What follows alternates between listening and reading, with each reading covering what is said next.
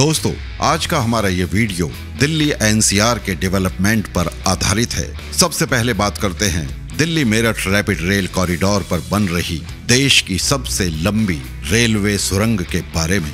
Delhi Meerut corridor पर दौड़ने वाली रैपिड रेल देश की सबसे चौड़ी सुरंग से भी गुजरेगी। इस सुरंग की चौड़ाई विभिन्न शहरों में चल रही मेट्रो ट्रेन की सुरंगों से कहीं अधिक चौड़ी होगी। यही नहीं, हर 250 मीटर पर क्रॉस पास भी दिए जाएंगे ताकि यात्री आपात स्थिति में एक सुरंग से दूसरी सुरंग में आ जा सके। सुरंग में एक साइड वॉक वे भी बनाया जाएगा।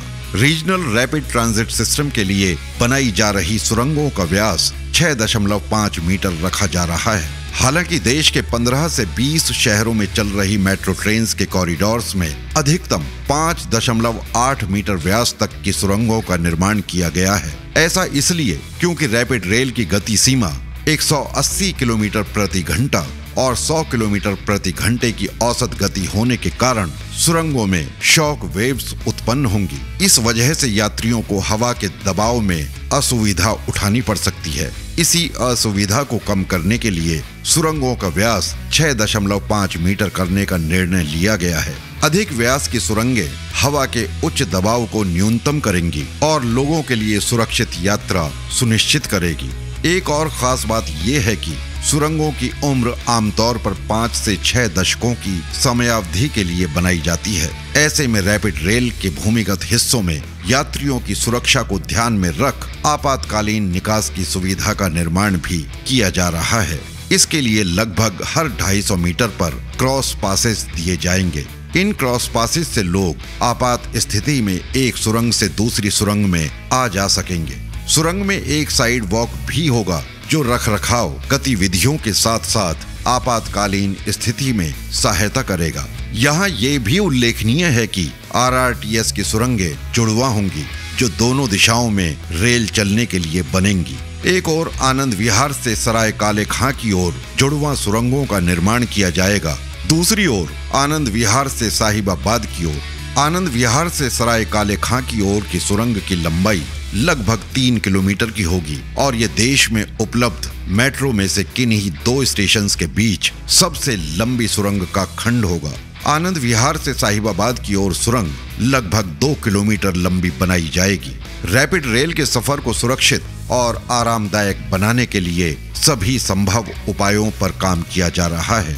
दोस्तों, अब बात करते हैं दिल्ली मेरठ एक्सप्रेस वे पर मिलने वाली एक खास खूबी के बारे में। ऑटोमेटिक नंबर प्लेट रीडर और जीपीएस की मदद से देश में पहली बार टोल वसूली दिल्ली मेरठ एक्सप्रेस वे से शुरू होगी। एएनपीआर सिस्टम एक्सप्रेस वे पर लगाया जा चुका है। जीपीएस का सिस्टम अभी लगाया जाना बाकी है। इसी साल मार्च में केंद्रीय राजमार्ग मंत्री श्री नितिन गडकरी ने संसद में घोषणा की थी कि 1 साल में जीपीएस से टोल वसूली होगी, जिसके बाद सभी टोल प्लाजा खत्म कर दिए जाएंगे। हालांकि अब इंतजार 1 साल का नहीं होगा, बल्कि इसी साल से इसकी शुरुआत दिल्ली मेरठ एक्सप्रेस वे से कर दी जाएगी। इसी व्यवस्था की तैयारी के अंतर्गत जल्द ही संबंधित मंत्रालय के सचिव एक्सप्रेस वे का निरीक्षण करेंगे। एएनपीआर और जीपीएस आधारित टोल वसूली की वजह से देरी हो रही है, जबकि एक्सप्रेस वे अप्रैल में ही शुरू कर दिया गया था। दिल्ली मेरठ एक्सप्रेस वे के परियोजना निदेशक के अनुसार एएनपीआर आधार पर टोल वसूली की जाएगी। दिल्ली मेरठ एक्सप्रेस वे के प्लाजा पर बैरियर्स तो लगाए गए हैं, लेकिन इसका उपयोग नहीं होगा, यानी प्रवेश और निकास के लिए बैरियर का इंतजार नहीं करना पड़ेगा। ऐसे में जिन वाहनों पर फास्टैग नहीं होगा वे भी उसमें प्रवेश और निकास कर सकेंगे, लेकिन ऐसा नहीं है कि वे दंड से बचे रहेंगे। नंबर प्लेट रीडर और जीपीएस प्रणाली से उसकी टोल दर तय हो जाएगी, लेकिन फास्टैग ना होने पर उसे चालान में परिवर्तित कर दिया जाएगा। नंबर प्लेट के आधार पर चालान घर पहुंचेगा। इसमें फास्टैग ना लगाने वाले दंड का जुर्माना और टोल शामिल होगा। दिल्ली मेरठ एक्सप्रेस वे पर 2 पहिया और तिपहिया वाहन के प्रवेश पर प्रतिबंध है, लेकिन ये वाहन अभी धड़ल्ले से चल रहे हैं। लेकिन एएनपीआर से टोल वसूली शुरू होने पर प्रतिबंधित वाहनों से टोल नहीं वसूला जाएगा, बल्कि ट्रैफिक नियम के उल्लंघन पर चालान सीधे घर भेज दिया जाएगा। दिल्ली मेरठ एक्सप्रेस वे पर नंबर प्लेट रीडर के कैमरे वाहन के नंबरों के आगे और पीछे से स्कैन कर लेंगे। उस नंबर का पूरा विवरण आ जाएगा। प्रवेश द्वार पर नंबर प्लेट रीडर उसका विवरण एकत्र कर लेगा। इसके बाद निकास द्वार पर पहुंचते ही फिर से नंबर प्लेट रीडर आगे और पीछे दोनों तरफ से नंबर प्लेट को पढ़ लेगा। फिर संबंधित वाहन का दोनों बार का स्कैन एक साथ मिलान ऑटोमेटिक तरीके से होगा। फिर जीपीएस की मदद से नंबर प्लेट रीडर ये पता करेगा कि प्रवेश किस स्थान से हुआ था और निकासी किस स्थान से हो रही है। उसी आधार पर दूरी तय करके टोल तय किया जाएगा। ये प्रक्रिया चंद सेकंड्स में पूरी होगी। निकासी वाला टोल बूथ पार करते ही फास्टैग से टोल कट जाएगा। अब बात करते हैं दिल्ली एनसीआर और वेस्ट यूपी में बन रहे लॉजिस्टिक हब के बारे में। दोस्तों, जल्द ही दिल्ली एनसीआर और वेस्ट यूपी के कारोबार को रफ्तार मिलने वाली है।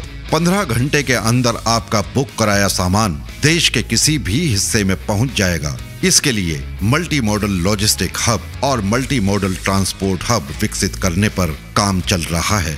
काम में किसी भी तरह की कोई रुकावट ना आए, इसके लिए केंद्र सरकार ने 500 करोड़ रुपए और जारी कर दिए हैं। सिंगापुर और दुबई पोर्ट की तर्ज पर इनलैंड कंटेनर डिपो की नींव रखी जा रही है।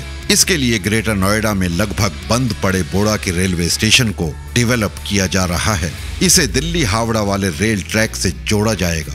ग्रेटर नोएडा अथॉरिटी से जुड़े ऑफिसर्स की माने तो अब तक केंद्र सरकार की ओर से लॉजिस्टिक और मल्टी मॉडल ट्रांसपोर्ट हब के लिए 850 करोड़ रुपए मिल चुके हैं। 500 करोड़ रुपए की दूसरी किश्त अभी हाल ही में मिली है। अब तक 227 हेक्टेयर जमीन खरीदी जा चुकी है। ये दोनों हब बोड़ाकी रेलवे स्टेशन के पास बनेंगे। ये स्टेशन ग्रेटर नोएडा में है। सामान की लोडिंग अनलोडिंग के लिए यार्ड्स बनेंगे। बोड़ाकी में 16 रेल लाइंस बिछाई जाएंगी। इन सभी रेल लाइंस को दिल्ली हावड़ा मुख्य रेल लाइन से जोड़ा जाएगा। कोल्ड चेन और पैकेजिंग का काम करने के लिए भी प्लेटफॉर्म तैयार किए जाएंगे। वेयर हाउस हब के लिए भी जगह छोड़ी जा रही है।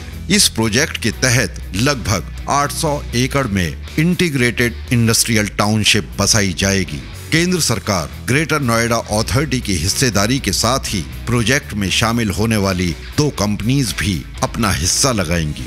जानकारों के मुताबिक मल्टी मॉडल ट्रांसपोर्ट हब बन जाने से ग्रेटर नोएडा में कंपनियों की बाढ़ आ जाएगी। ये ट्रांसपोर्ट हब जिले में पहले से ही मौजूद बोड़ाकी रेलवे स्टेशन पर बनेगा। इसी स्टेशन के दूसरी तरफ इंटरस्टेट बस टर्मिनल यानी ISBT का निर्माण भी किया जाएगा। साथ ही एक मेट्रो स्टेशन भी बनाया जाएगा। इसमें भी 1500 से 2000 करोड़ का निवेश अथॉरिटी की तरफ से किया जाएगा। बाकी निवेश भारत सरकार करेगी। वहीं 12,000 करोड़ का निवेश कुछ समय बीत जाने के बाद प्राइवेट सेक्टर करेगा। इन 2 प्रोजेक्ट्स से लगभग 1 लाख लोगों को रोजगार मिलने की संभावना है। दोस्तों, अब इस वीडियो को यहीं समाप्त करते हैं। मिलते हैं अगले वीडियो में किसी नए विषय के साथ। धन्यवाद।